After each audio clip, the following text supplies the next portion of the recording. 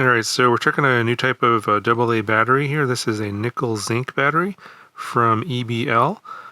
So in the package here you get actually 8 batteries total. It comes in these holding cases along with the charger, which will charge AA's and AAA's of this particular type of battery, and I'll explain it here in a second why.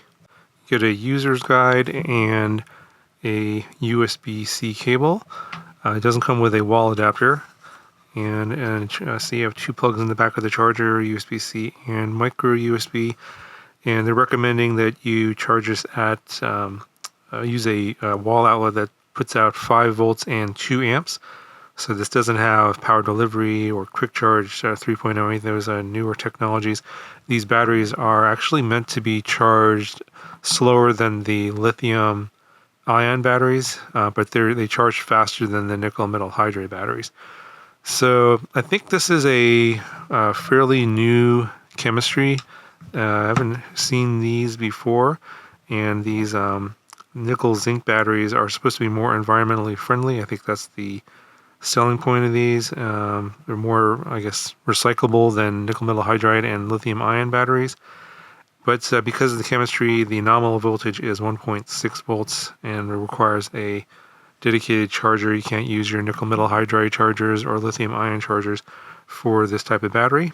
But in terms of the construction of the battery, looks totally fine. EBL makes good products. I've used a lot of their lithium ion batteries before, the rechargeable stuff.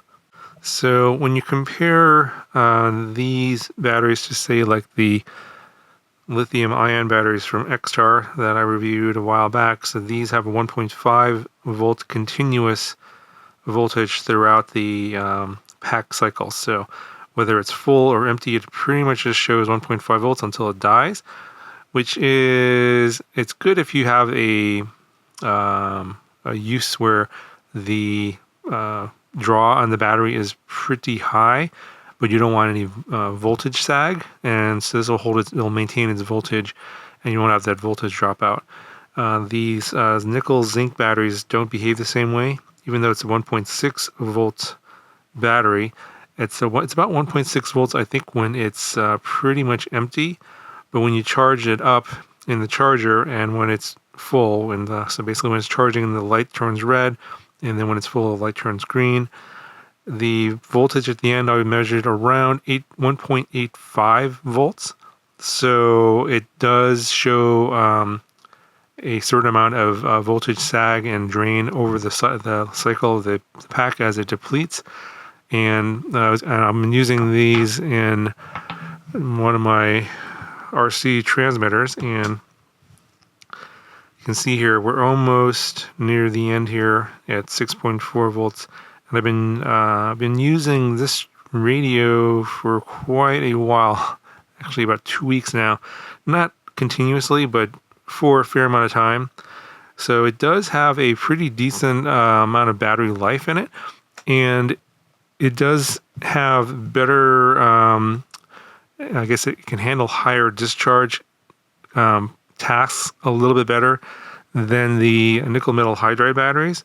So if you look at like a Eneloop here, which is a 1.2 volt nominal, this this has a lot more voltage sag when you have you're using something with that requires a lot of high discharge. So like an RC toy, like an RC car, something that's going to draw a lot of current. Obviously, these nickel metal hydride batteries don't do so great. These nickel zinc batteries do better at that.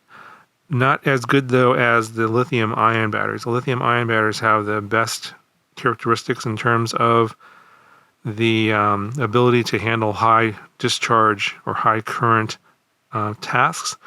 So this nickel zinc battery is kind of somewhere in between the nickel metal hydride type and the lithium ion type. And so it kind of gives you a little bit better characteristics compared to the nickel metal hydride batteries, but not quite as good as the lithium ion batteries. However, these are significantly less expensive than the lithium ion batteries and the nickel metal hydride batteries. So what you get here is you get the charger here along with 8 batteries for about $33, Plus, there's I think a 10% off coupon currently. So basically, it's about $30 for 8 batteries, which is I think about from that. Well, if you compare it to the X-Stars, I think it's almost half the cost per battery, and you get similar performance, but the capacity of each battery is a little bit less. So for some reason, they're using the term milliwatt hours on these. I would ignore that because it's actually the milliamp hours is what you're more interested in. So this actually holds 2,000 milliamp hours of energy.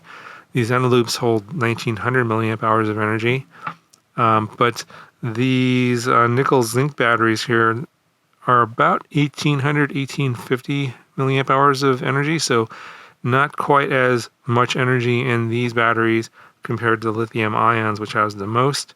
But of course, again, it costs the least out of all these. Actually, these cost even less than the Eneloop batteries.